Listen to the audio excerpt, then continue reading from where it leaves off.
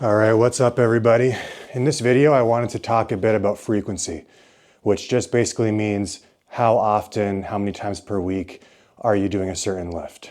And I wanted to talk about this because my opinion on it that I've kind of formed through my own experience over the years of lifting is counter to a lot of this stuff and a lot of the info and content that I've seen around frequency. And this gets into, I think, a common thing that trips people up when they're looking at information that comes from studies about strength and conditioning and lifting and kind of these different recommendations and kind of trying to balance what's technically optimal or according to studies or according to kind of physiological kind of rationales that you might have for some of these questions.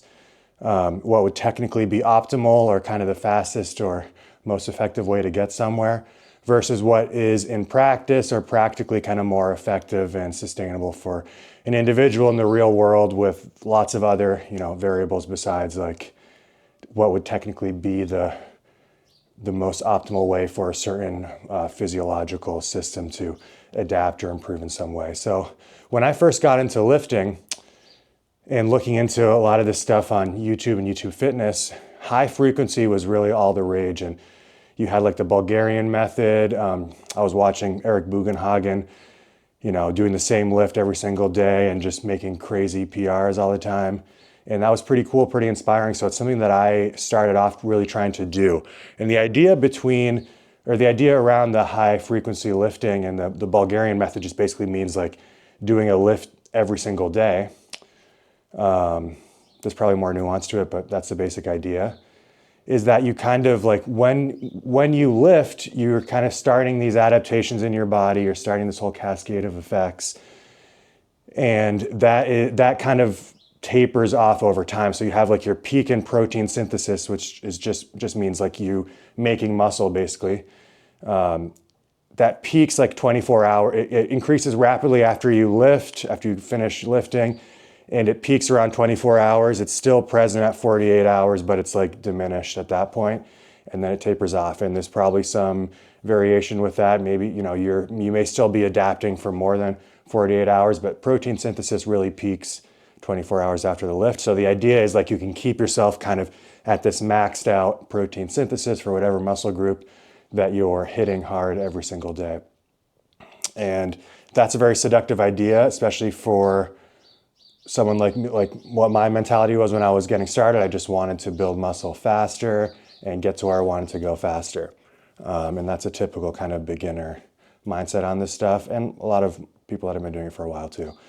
That being said, I didn't see a lot of discussion around some of the potential downfalls and side effects or maybe negative side effects or risks. I don't want to say like it's dangerous to lift this way. Because it really doesn't have to be, and there's a lot of fear mongering and stuff out there with strength training anyway. I don't want to contribute to that. But there definitely are more risks to it, especially for someone who's balancing stuff with jujitsu, with other life stresses where it's not like you just get to lift and maybe you have a fairly low stress job and you're able to just eat and sleep really well. If you have other stressors or other things that are kind of drawing on your recovery resources, for me, it was really training jujitsu a lot. Then there may be some reasons to not approach lifting with this high frequency approach and use a lower frequency approach. So when I was lifting this way, I would get some gains initially, and then I would often find myself having aches and pains, a tweaked lower back, hip problems, different things like this. And then of course that would cut into my jiu-jitsu training, and it would not make me feel good. I would question everything and have to reset, take a step away from lifting and try again. And this was kind of a cycle that I was in for a while until I kind of learned to sort of think for myself a bit and adapt things a little bit. So keeping this protein synthesis really high, hitting a lift every day has some positive effects, but it has some additional risks as well. And what that is we're using the similar movements, we're incurring a lot of the same stresses in the same tissues over time. And if you're not careful with how you manage your loading very carefully, you can quickly push into, I don't want to say overtraining, but overdoing it with certain parts of your body, especially if you happen to have, like I said, some other type of sport or physical activity that also is placing stress on those body parts. Like if your lower back's getting really stressed out from wrestling or jujitsu, and then you're doing a Bulgarian method with deadlifts, that could be a recipe for having some low back pain. And that's what was happening to me. And so what I simply did was just take a step back and just try to say, okay, maybe this is what's most optimal for building muscle in the quickest amount of time, but what's really more practically applicable to me, someone that, maybe isn't blessed with like steel tendons and really good injury resilience right off the bat. Like I suspect someone like Eric Bugenhagen is, or he just had a lot more years of lifting in maybe a more gradual way before he kind of started doing all the crazy stuff he was doing. And the guy's a genetic freak anyway, so I wouldn't base what I'm doing or base what you're doing off of him, even though it's super cool and inspiring. And that's what I did at the start.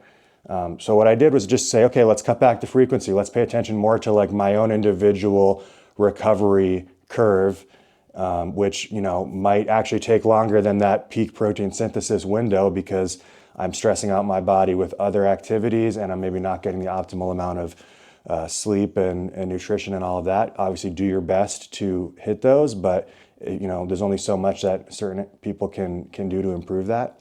And so let's base it more off of that, more off of like what I can actually recover from, paying attention to my performance and making sure that I can get it to improve gradually, but not being so strict about having to do something every single day. In fact, even twice a week, while that may be kind of what's optimal in a lot of research, you can improve stuff with just one time a week. It turns out you can improve things with even less than that sometimes. And so what I kind of settled upon was like a higher movement variety, not changing up the movements constantly to confuse the muscles because that's a terrible idea, but just having a bigger variety of movements that I'm maybe not seeing so often, but still work some similar muscles. So it's not that maybe if I'm only doing like a really heavy squat once a week, it's not that I'm only working my quads once a week. I might be doing other types of squats and other types of leg exercises. But that allowed me to now not have to be so careful about loading and avoiding overuse injuries. It allows me to approach lifting in the way that kind of got me more excited about it initially, which is this process of kind of exploration and finding out what your body can do, which that's what was really interesting to me about strength training initially, is kind of going to the gym being like, oh, I wonder what I can do today, and being like, well, that was so cool. I did, however much. And it's encouraging to see that number go up. And it's more, it keeps my enthusiasm more high to kind of have that approach to it rather than being like, okay, let me check this, I need to do this percentage of this today and this or that. Instead, like with this lower frequency, lower volume, higher movement variety approach, I'm kind of always in this process of just, fucking around and finding out basically, which is cool to me and more fun. So those are some of the benefits of doing a bit of a lower frequency approach. It doesn't sound as cool as like do this every single day. I still like to lift every day because that's one of the other things that I should have mentioned attracted me to the high frequency approach is just the consistency, feeling like, I didn't like this idea of just a 3 time a week full body workout where I have all these rest days in between. I like to do a little something every day. So my current workout split, which you can check out through the link in the description if you want to look at the program and community that I have set up, that goes over all this stuff for people that want to lift and get stronger and improve their mobility and gas tank for jiu-jitsu, grappling, any other type of combat sport or just strenuous sport, or the things that make it great for that population and for me are also the things that make it great for just really busy people and people that just want to spend less time doing this stuff and to kind of just get the full benefit and allow their bodies to then go out and do more of the stuff they want to do, or just be in better shape while kind of working a high stress job, being a busy parent, this or that. So I'm still lifting every single day with my current program, but I just have it kind of in a cycle that allows me to hit the different body parts that matter to me, have a lot wider variety of accessories, and it's just a bit more focused every single day on certain areas. It's more of like a body part split. It's not quite a push-pull legs. I have some different things in there that are often overlooked accessories, different core movements, things for neck and grip, different hip accessories. These things can be swapped out for the things that matter the most to you. But as a jiu-jitsu athlete, we often have hip problems with elbows or wrist, neck, things like that. So that's what I tend to focus on in that version of the program. There's a few different iterations in there if you want to check it out. And there's a lot of course material, educational material that kind of guides you on how to adjust and adapt things to your needs. And there's also supportive, there's a place that you can ask questions through the community and get feedback and get some personalized guidance from me and other knowledgeable members of the community. It's kind of about, instead of taking 2 really big steps forward and then a big step back or having to take time off, I'm taking smaller steps forward each day. And that's just kind of the broad philosophical mindset shift that I find to be much more effective. And it's not just with lifting, I think it's with a lot of things, we tend to want to get into something, buy all the paraphernalia for it, make it your identity, and then, get burnt out and quit. And that's a very common thing for people that run gyms, teach, classes. If you're a jiu-jitsu coach, you see this all the time. So that's just been a really useful shift to me for lifting. And it allows me to stay more in that beginner's mind, more of that enthusiasm, explorative type of mindset.